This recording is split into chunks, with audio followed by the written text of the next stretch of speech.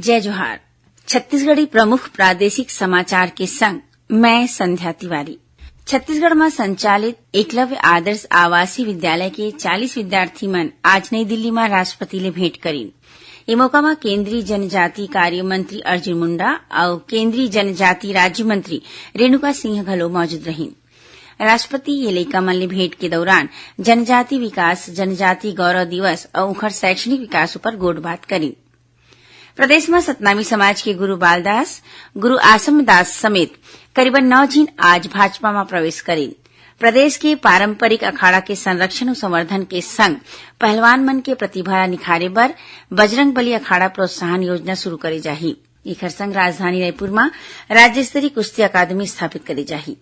मुख्यमंत्री भूपेश बघेल ये 2 बड़का घोषणा रायपुर में कालीनाग पंचमी के मौका में करेन। रायपुर जिला में 100% मतदान के लक्ष्य के संगे संग 18 बछर के जम्मो युवा मतदाता मन ला सूची में शामिल करे बर जागरूकता कार्यक्रम चलाए जावत है। मुख्यमंत्री भूपेश बघेल आज अपन अंबिकापुर में युवा मन संग भेंट मुलाकात के दौरान अंबिकापुर में 100 करोड़ के लागत ले इंडोर स्टेडियम और डिजिटल लाइब्रेरी बनाए जाए की घोषणा करीन। संगे संग मुख्यमंत्री सरगुजा संभाग के जम्मू जिला में शासकीय बीएड कॉलेज खोले की घोषणा करीन।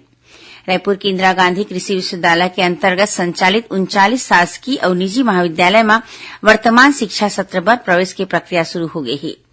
महात्मा गांधी के संदेश ला आम मनखे तक पहुंचाए बर साइकिल ले भारत भ्रमण में निकले सामाजिक कार्यकर्ता पद्मश्री डॉक्टर किरण सेठा आज रायपुर में मुख्यमंत्री भूपेश बघेल ले सौजन्य भेंट करी। बीजापुर जिला के कुटरू इलाका ले अगवा करे के पूर्व सरपंच महेश गोटा ला माओवादी मन काली रतिया रिहा कर दिस। ओमन ला घायल अवस्था में जगदलपुर के मेडिकल कॉलेज अस्पताल में भर्ती कराए गए है। और जांजगीर के विशेष अदालत आय ले ज्यादा संपत्ति के मामला में सहकारी विपणन संघ के पूर्व प्रबंधक रामरतन पांडे ला 5 बछर के सजा सुनाए है। अदालत ओकर ऊपर 5 लाख रुपए के जुर्माना घलो लगाए है। ये रहिस अब तक के प्रमुख प्रादेशिक समाचार। जय जोहार।